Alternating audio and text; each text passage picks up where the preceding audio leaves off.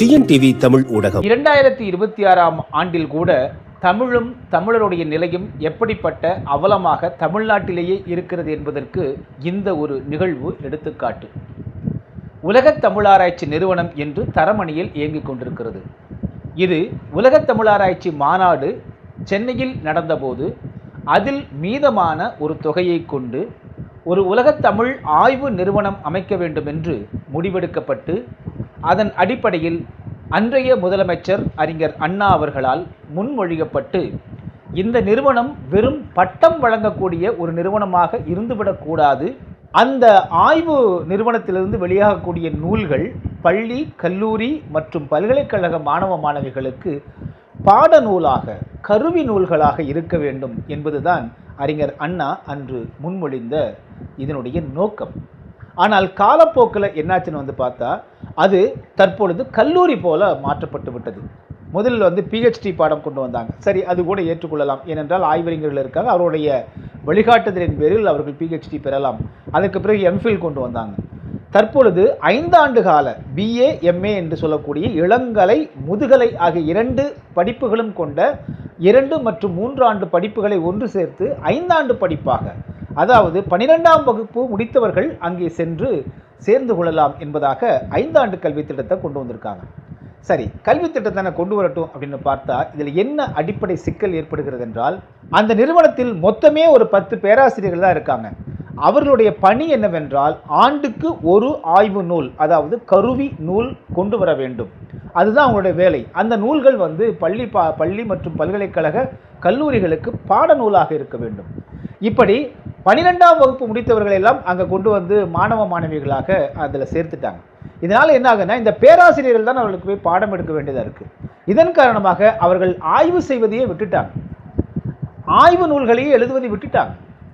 ஆக அந்த நிறுவனத்துடைய நோக்கம் திசை மாறி சென்று தற்பொழுது அது கல்லூரி போல செயல்பட்டு கொண்டிருக்கிறது. தமிழ்நாட்டில் அரசு மற்றும் அரசு சார்ந்த ஏராளமான கல்லூரிகள் இந்த 5 ஆண்டு திட்டத்தை சொல்லிக் கொடுப்பதற்கும் 5 ஆண்டு திட்ட கல்வியை தருவதற்கும் இருக்கின்றன. நூற்றுக்கணக்கான உதவி பேராசிரியர்கள், துணை பேராசிரியர்கள் எல்லாம் அங்கே அந்த கல்லூரிகளில் இருக்கிறார்கள். ஆனால் வெறும் 10 பேராசிரியர்களை வைத்துக்கொண்டு அவர்களை ஆய்வு செய்ய விடாமல் இது போன்ற கல்வி நிலையமாக மாற்றி அவர்களை பாட ஆசிரியர்களாக மாற்றி வைத்திருக்கிறார்கள். இது ஒரு புறம். இன்னொரு புறம் பார்த்தீங்கன்னா, இந்த பேராசிரியர்களுக்கு 18 ஆண்டு காலமாக எந்த விதமான ஊதிய உயர்வோ அல்லது பணி உயர்வோ அளிக்கப்படவே இல்லை. அதே போல அந்த உலகத் தமிழாராய்ச்சி நிறுவனத்தில் இயக்குனர் என்கிற அந்த பணியிடம் 14 ஆண்டு காலமாக காலியாக இருக்கிறது. தற்பொழுது அங்கே இயக்குனர் என்கிற பொறுப்பில் ஒருவரை அமர வைத்திருக்கிறார்கள். அவர் யாருன்னு பார்த்தீங்கன்னா, அந்த உலகத் தமிழாராய்ச்சி நிறுவனத்தில் தட்டச்சு செய்து கொண்டிருந்த கிளர்க் என்று ஆங்கிலத்தில் சொல்லக்கூடிய குமாஸ்தா, சரிங்களா? அப்படிப்பட்ட தட்டச்சு செய்து கொண்டிருந்த ஒருவரை அவருக்கு இயக்குனர் பொறுப்பு கொடுத்து பொறுப்பு இயக்குனராக அமர வைத்திருக்கிறார்கள். அந்த இயக்குனர் என்கிற பொறுப்புக்கு வர வேண்டியவர்கள், அவர்களுக்கான தகுதிகள் என்ன தெரியுங்களா? அவர்கள் பிஹெச்டி ஆய்வு படிப்பை முடித்திருக்க வேண்டும். 3 ஆண்டோ 5 ஆண்டோ ஒரு குறிப்பிட்ட சில ஆண்டுகளுக்கு அவர்கள் ஏதாவது ஒரு கல்லூரியிலோ பல்கலைக்கழகத்திலோ உதவி அல்லது துணை அல்லது பேராசிரியர்களாக பணியாற்றி இருக்க வேண்டும். அவர்கள் ஆய்வு நூல்களை வெளியே கொண்டு வந்திருக்க வேண்டும். அவர்கள் இத்தனை பேருக்கு ஆய்வு செய்து முடிப்பதற்கான வழிகாட்டுநராக இருந்திருக்க வேண்டும் என்று பலவிதமான விதிமுறைகள் இருக்கின்றன. அப்படிப்பட்ட ஒரு உயரிய கல்வியும் ஆய்வுத்தன்மையும் கொண்ட அந்த உலகத் தமிழாராய்ச்சி நிறுவனத்தினுடைய இயக்குனராக ஒரு தட்டச்சு செய்து கொண்டிருந்த ஒரு கிளர்க், ஒரு குமாஸ்தா, அந்த அளவுக்கு இருக்கக்கூடிய அவர் ஒருவரை இயக்குனர் பொறுப்பில் அமர்த்தியிருக்காங்க. இந்த வேடிக்கையோடு நிற்கல. கடந்த திமுக ஆட்சியில், மு.க. ஸ்டாலின் அவர்கள் ஆட்சியில் பாலகிருஷ்ணன் ஐஏஎஸ் என்கிற ஒருவர், அவர் ஐஏஎஸ் முடிச்சிருக்காரு. ஆனால் தமிழ் அஞ்சல் வழியில் பயின்றவர், எம்ஏ தமிழ் பயின்றவர்.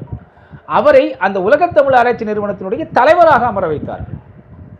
தற்பொழுது தாவேக ஆட்சி வந்த காரணத்தினால அவர் தன்னுடைய பதவியை அதற்கான கடிதத்தை கொடுத்துட்டு வெளியில் போயிட்டார். பாலகிருஷ்ணன் ஐஏஎஸ் மிகச்சிறந்த தமிழ் ஆர்வலர். அவர் தமிழர்களுக்காக அப்படியே 24 மணி நேரம் சிந்திக்கக்கூடியவராக இருக்கிறார் என்றால், அவராவது அங்கே இந்த அவலமான, இது ஒரு ஆய்வு நிறுவனம் எப்படி பள்ளிக்கூடமாக மாறியிருக்கிறது என்ற அவலத்தை போக்குவதற்காக எந்த முயற்சியாவது எடுத்தார் என்றால் அதுவும் இல்லை. இயக்குனர் பொறுப்பில் ஒரு தட்டச்சு செய்யக்கூடியவர் அமர்ந்திருக்கிறாரே, அவருக்கு பதிலாக உண்மையிலேயே பிஹெச்டி முடித்த ஒருவரை கொண்டு வரலாமா என்று அவர் ஏதாவது முயற்சி செய்தாரா என்றால் இல்லை. அவர் வந்ததே ஒரு குறுக்கு பாதை. அவர் வருவதற்கு முன்பாக அந்த இயக்குனர் பணியிடத்திற்கு 2 முறை அழைப்பு விடுக்கப்பட்டது. முதல் முறையாக வந்து பார்த்தீங்கன்னா, டெல்லியில் உள்ள ஒரு பல்கலைக்கழகத்தின் மிகச்சிறந்த பேராசிரியராக இருக்கக்கூடிய உமாதேவின்னு அவங்களுடைய பெயர் நினைக்கிறேன். அவரும் வந்து விருப்பப்பட்டார். அவர் சாதாரணம் அல்ல, அந்த தகுதிகளுக்கெல்லாம் மிக அதிகமான தகுதி படைத்தவர். பேராசிரியராக பணியாற்றி கொண்டிருக்கக்கூடியவர், டெல்லியில் பணியாற்றிட்டு இருக்கார். அவர் விருப்பப்பட்டார். அவரை போன்ற மிகச்சிறந்த ஸ்காலர்ஸ், கல்வியாளர்கள் வந்தால் அந்த உலகத் தமிழ் ஆராய்ச்சி ஆய்வு நிறுவனம் உண்மையிலேயே அது வந்து ஆய்வு நிறுவனமாக மீண்டும் அது புத்துணர்ச்சி பெற்றிருக்கும். அந்த அழைப்பை திரும்ப பெற்றுக்கொண்டார்கள். இல்லை இப்போலாம் நாங்கள் யாரும் ஆள் எடுக்கல அப்படின்னு சொல்லிட்டு அதற்கான பணம் 2000 ரூபாய் திருப்பி கொடுத்துட்டாங்க. அதன் பிறகு 2வது முறையாக அந்த இடத்தை நிரப்புவதற்கு அழைப்பு கொடுக்கப்படுகிறது. அதிலும் நிறைய பேர் விண்ணப்பித்தாங்க. 2000 ரூபாய் பணம் கட்டி விண்ணப்பித்தாங்க. எல்லாம் PhD முடித்தவர்கள், நல்ல தகுதியானவர்கள். அதையும் திரும்ப பெற்றுக்கொண்டு பாலகிருஷ்ணன் IASஐ MA தமிழ் படித்தவரை அந்த இடத்திற்கு தலைவர் என்று அமர்த்தி விட்டார்கள். அவர் இயக்குனர் அல்ல. ஹிந்து பத்திரிகை கூட ஒரு மிக தவறான ஒரு செய்தியை வெளியிட்டிருந்தது. அவர் வந்து இயக்குனராக நியமிக்கப்பட்டிருக்கிறார் என்று ஒரு தலைப்பிட்டு ஹிந்து நாளிதழே ஒரு பிழையான செய்தியை வெளியிட்டிருந்தது. அவர் இயக்குனராக ஆக்கப்படவில்லை, தலைவராக அமர வைக்கப்பட்டார். பொதுவாக உலகத் தமிழ் ஆராய்ச்சி நிறுவனத்தினுடைய தலைவராக தமிழ்நாட்டினுடைய தமிழ்துறை அமைச்சர் தான் இருப்பார், அல்லது முதலமைச்சர் இருப்பார். 2 பேர் தான் தலைவர். அது கௌரவ பொறுப்பு. ஆனால் பாலகிருஷ்ணன் IASஐ கொண்டு போய் அந்த இடத்துல உட்கார வச்சாங்க. இயக்குனர் பொறுப்புக்கு தட்டச்சராக இருந்து பொறுப்பு இயக்குனராக நியமிக்கப்பட்டவரை அப்படியே நீடித்துக் கொண்டிருக்கிறார்.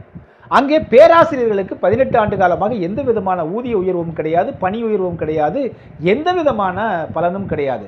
அவர்கள் ஆய்வு நூலையும் வெளியிட்டுக் கொள்ள வேண்டும், அதே போல இந்த பள்ளிக்கூடம் போல பாடமும் எடுத்துக்கொள்ள வேண்டும். அதுவும் இப்போது அந்த ஆய்வு நூல்கள் எழுதுவதற்காக அவர்களுக்கு எந்த திட்டமும் அவர்களுக்கு கொடுக்கப்படுவதில்லை. 3 ஆண்டுகள் 4 ஆண்டுகளுக்கு ஒரு முறை ஒரு திட்டத்தை கொடுக்கிறாங்க. எப்படி அந்த உலகத் தமிழ் ஆராய்ச்சி நிறுவனம் உருப்படும்? ஆக திட்டமிட்டு உலகத் தமிழ் ஆராய்ச்சி நிறுவனம் அது வளர்ச்சி பெற்றுவிடவே கூடாது என்பதற்காகத்தான் அந்த இடத்தில் இப்படிப்பட்ட அவலங்கள் நிறைவேறி கொண்டிருக்கின்றன. உலகத் தமிழ் ஆராய்ச்சி நிறுவனம் என்பது தமிழர்களுடைய ஒரு நாடி, அது மிக முக்கியமான நாடி, ஒரு மூளை. அது அங்குதான் மிக முக்கியமான ஒரு தமிழ் தொடர்பான ஆராய்ச்சி நூல்கள் எல்லாம் வெளிவர வேண்டும். இன்னும் சொல்ல போனால் மிக முக்கியமாக நாம் கவனிக்க வேண்டியது ஓலைச்சுவடிகள் இருக்கின்றன. அது இதுவரையிலும் அது வந்து பார்த்தீங்கன்னா புத்தகமாக பதிப்பிக்கப்படவில்லை. ஒரு ஓலைச்சுவடியை புத்தகமாக பதிப்பிக்க 1 ஆண்டு தேவைப்படும். அவ்வளவு ஆய்வுகள் செய்ய வேண்டும், அதை படிக்க வேண்டும், வாசிக்க வேண்டும், பிரதி எடுக்க வேண்டும், அவ்வளவு வேலைகள் இருக்கின்றன. சுமார் 25 லட்சம் ஓலைச்சுவடிகள் இதுவரையிலும் பதிப்பிக்கப்படாமல் கிடக்கிறது. அது மட்டும் இல்லாமல் தமிழ்நாடு கேரளா பிரிந்த போது தமிழ்நாட்டில் உள்ள கோவில்களில் இருந்தாலும் கிட்டத்தட்ட 2.5 லட்சம் ஓலைச்சுவடிகளை கேரளாவுக்கு எடுத்து சென்று விட்டார்கள். அங்கே அப்படியே மூட்டையாக கட்டி பண்டிலாக கட்டி அங்கே வைக்கப்பட்டிருக்கிறது. இதுவரையிலும் யாரும் அந்த ஓலைச்சுவடி படிக்கவில்லை. படிக்க தெரியாதவர்களுக்கு, மலையாளிகளுக்கு அந்த தமிழ் ஓலைச்சுவடிகளை வாசிக்க தெரியாது. அதை திரும்ப பெற்று இங்கே பதிப்பிப்பதற்காக ஏதாவது நடவடிக்கை எடுக்கப்பட்டிருக்கிறதா? அதையெல்லாம் கொண்டு வந்து உலகத் தமிழ் ஆராய்ச்சி நிறுவனத்தில் கொடுத்து இன்னும் கூடுதலாக பேராசிரியர்களை, ஓலைச்சுவடி வாசிப்பவர்களை வைத்து அதை பதிப்பித்திருக்க வேண்டும். அதையும் செய்யவில்லை. இன்னும் அதனுடைய பல்வேறு துறைகள் சார்ந்த எந்த விதமான ஆய்வுப் பணிகளும் அங்கே நடைபெறாமல் அது கொஞ்சம் கொஞ்சமாக கல்லூரி போல, பள்ளிக்கூடம் போல மாற்றப்பட்டிருக்கிறது. எப்படி அணுவணுவாக தமிழ் ஆராய்ச்சியை, தமிழருடைய ஆய்வுகளை எல்லாம், தொன்மங்களை எல்லாம் இவர்கள் தொடர்ந்து இந்த திமுக, அதிமுக ஆகிய 2 கட்சிகளின் காலத்திலும் அளிக்கப்பட்டு வந்திருக்கிறது. தற்பொழுது தாவேகா விஜய் கட்சியினுடைய ஆட்சியிலும் அது தொடருமா என்பதை நாம் பொறுத்திருந்து பார்க்க வேண்டும். ஆனால் இதையெல்லாம் பொறுத்து கொண்டே இருப்பது தமிழர்களுக்கு நல்லதல்ல. மீண்டும் மற்றொரு காணொலியில் உங்களை சந்திக்கிறேன். அதுவரை நன்றி, அன்பு, வணக்கம். கோயம்புத்தூர் மாநகரில் 16 வகை தரமான எண்ணெய் வகைகள் கண்முன்னே அரைத்து சூரிய ஒளியில் வைக்கப்பட்டு முறையாக விற்கப்படுகின்றன. நேரிலும் அஞ்சல் வழியாகவும் வாங்கிக் கொள்ளலாம். தொடர்புக்கு 9843028388. TNTV தமிழ் ஊடகம், தனித்துவமான தமிழ் ஊடகம்.